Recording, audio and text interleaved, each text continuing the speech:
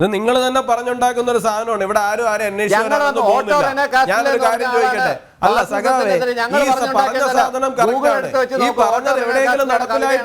പറഞ്ഞത് എവിടെയെങ്കിലും നടപ്പിലായിട്ടുണ്ടെങ്കിൽ അത് കമ്മ്യൂണിസം ഭരിക്കുന്ന രാജ്യങ്ങളിൽ മാത്രമാണ്. അവർ ഒന്നൊന്നായിട്ട് ആൾക്കാരെ തേടി വരികയും ആൾക്കാരെ മുഴുവൻ ഉന്മൂലനം ചെയ്യുകയും ചെയ്യുന്ന ഒരു ചരിത്രം ലോകത്ത് എവിടെയെങ്കിലും ഉണ്ടായിട്ടുണ്ടെന്നുണ്ടെങ്കിൽ അത് ഒന്നാമതുണ്ടായത് കമ്മ്യൂണിസം ഭരിക്കുന്ന സംസ്ഥാനങ്ങൾ രാജ്യങ്ങളിൽ മാത്രമാണ്.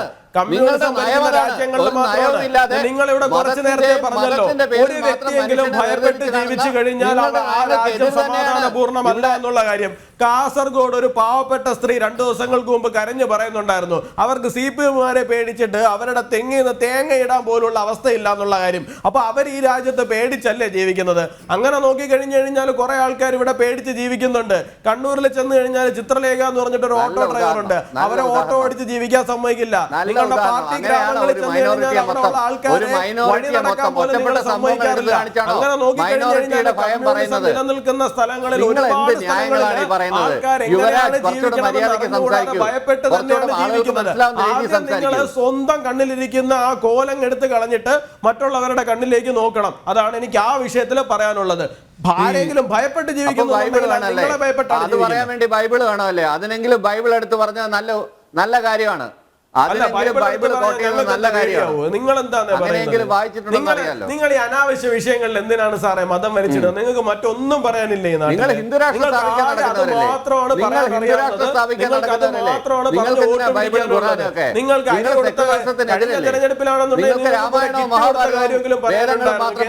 അരിയെടുത്തൊരു കിറ്റിനകത്തിട്ട് കൊടുത്ത് അതെങ്കിലും പറയാനുണ്ടായിരുന്നു. ഈ തെരഞ്ഞെടുപ്പിൽ അത് പറയാനില്ല. സാമൂഹ്യക്ഷേമ പെൻഷന്റെ കാര്യം പറയാനില്ല, റോഡുകളുടെ കാര്യം പറയാനില്ല, നിങ്ങൾക്ക്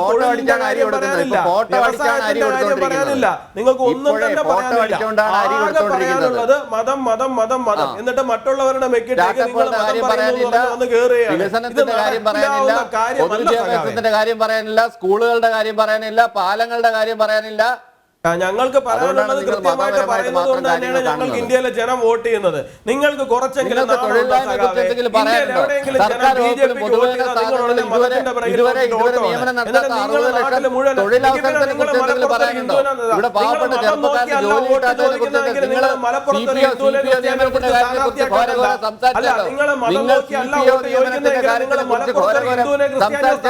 ഇന്ത്യയിലാകമാനം 60 ലക്ഷം വീടുകൾ നികത്താതെ കിടക്കുന്നതിനെ കുറിച്ച് എന്താണ് ബിജെപിയുടെ അഭിപ്രായം? അല്ല, ഞാൻ ചോദിച്ചത് നിങ്ങളെ മതം നോക്കിയല്ല വോട്ട് ചോദിക്കുന്നതെങ്കിൽ നിങ്ങൾ മലപ്പുറത്ത് എന്തുകൊണ്ടൊരു ഹിന്ദുവിനെ ക്രിസ്ത്യാനിയോ സ്ഥാനാർത്ഥിയാക്കുന്നില്ല? ഉത്തരം പറയൂ. പൊന്നാനിയിൽ എന്തുകൊണ്ടൊരു ഹിന്ദുവിനെ ക്രിസ്ത്യാനിയോ നിങ്ങൾ സ്ഥാനാർത്ഥിയാക്കുന്നില്ല?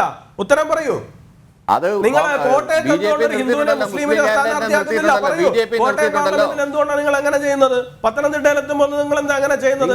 അതെന്താ മതം നോക്കിയല്ലേ നിങ്ങൾ സ്ഥാനാർത്ഥിയാക്കുന്നത്? നിങ്ങൾ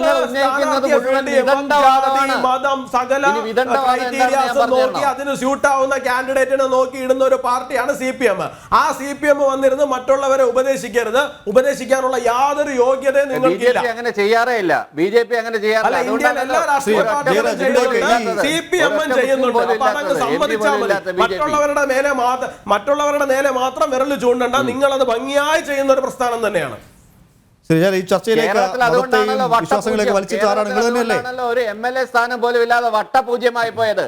പടവലങ്ങിയ പോലെ BJP ഭരിച്ച ബംഗാളിൽ നിങ്ങൾക്ക് എത്ര MLA ഉണ്ടെന്ന് പറയാമോ? 35 വർഷം ഭരിച്ച ബംഗാളിൽ എത്ര MLA ഉണ്ട്? 25 വർഷം ഭരിച്ച ത്രിപുരയിൽ നിങ്ങൾക്ക് എത്ര MP ഉണ്ട്? 25 വർഷം ഭരിച്ച ത്രിപുരയിൽ നിങ്ങൾക്ക് എത്ര MP ഉണ്ട്? നിങ്ങൾക്ക് ഇന്ന് ബംഗാളിലുള്ളതിന്റെ ഇരട്ടി വോട്ട് ശതമാനം കേരളത്തിൽ ഞങ്ങൾക്കുണ്ടെന്നേ. നിങ്ങൾക്ക് അവിടെ 7%, ഞങ്ങൾക്ക് ഇവിടെ 10-15% വോട്ടുണ്ട്. നിങ്ങൾ 35 വർഷം ഭരിച്ച സംസ്ഥാനമാണത്. എന്താണ് അവസ്ഥ? അവിടെ അവസ്ഥ CBGM ആണ്. അതുകൊണ്ട് നിങ്ങൾ കൂടുതൽ പറയിപ്പിക്കരുത്.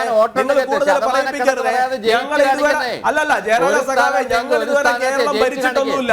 എന്നിട്ട് ഞങ്ങൾക്ക് 15% വോട്ടുണ്ട്. 35 വർഷം ഭരിച്ച നിങ്ങൾക്ക് അവിടെ 7% വോട്ട് മാത്രമേ ഉള്ളൂ.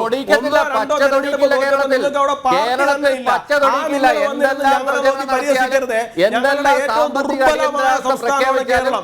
ഞങ്ങൾക്ക് നല്ല നിശ്ചയമുണ്ട്. ഞങ്ങൾക്ക് ഏറ്റവും ദുർബലമായ സംസ്ഥാനത്ത് പോലും ഞങ്ങൾക്ക് നിങ്ങളോട് മുട്ടി നിൽക്കാനുള്ള പൊളിറ്റിക്കൽ ശേഷിയുണ്ട് എന്നുള്ള കാര്യവും നിങ്ങൾ മറന്നുപോകരുത്. നിങ്ങളെ പല സ്ഥലങ്ങളിലും 3ാം സ്ഥാനത്തേക്ക് പിന്തള്ളാനുള്ള ശേഷിയുള്ള പ്രസ്ഥാനം തന്നെയാണ് ഞങ്ങളുടെ ഏറ്റവും ദുർബലമായ കേരളത്തിൽ പോലും. അപ്പൊ നിങ്ങൾ അത് മറന്ന് സംസാരിക്കരുത്. അതുകൊണ്ടാണ് ഈ അങ്കലാപ്പിലാണ് അക്കൗണ്ട്സ് ഫ്രീസ് ചെയ്യുന്നത്, അതുകൊണ്ടാണ് കള്ളക്കേസുകൾ ഉണ്ടാക്കുന്നത്, അതുകൊണ്ടാണ് സർക്കാർ ഏജൻസികളെ ഉപയോഗിച്ച് വേട്ടയാടുന്നത്, അതുകൊണ്ടാണ് അക്കൗണ്ടുകൾ ഫ്രീസ് ചെയ്യുന്നത്, പ്രതിപക്ഷ മുഖ്യമന്ത്രിമാരെ പിടിച്ച് ജയിലിലിടുന്നത് എല്ലാം അതിന്റെ ഭാഗമായിട്ടാണ്. അഴിമതി കാണിക്കുന്നത് കൊണ്ടാണ് അതൊക്കെ ചെയ്യേണ്ടി വരുന്നത്. അഴിമതി കാണിക്കുന്നത് കൊണ്ടാണ് അതൊക്കെ ചെയ്യേണ്ടി വരുന്നത്. അതുകൊണ്ടാണ് ക്ലിഫ് ഹൗസിലേക്ക് നാളെ കയറും എന്നുള്ള അങ്കലാപ്പിൽ നിങ്ങൾ ഈ കിടന്ന് അഴിമതിയുടെ കാര്യമൊന്നും പറയാതിരിക്കുക. അങ്ങനെയാണെങ്കിൽ 1349 പേരും അഡ്രസ്സും വെളിവിടാത്തത്.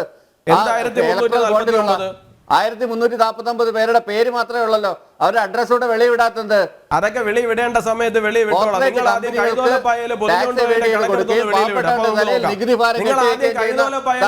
പോയതിന്റെ കണക്കെടുത്ത് പാചകവാതകത്തിന്റെ വില എന്തായി? പെട്രോളിന്റെ ഡീസലിന്റെ വില എന്തായി? നിത്യോപയോഗ സാധനങ്ങളുടെ വില എന്തായി?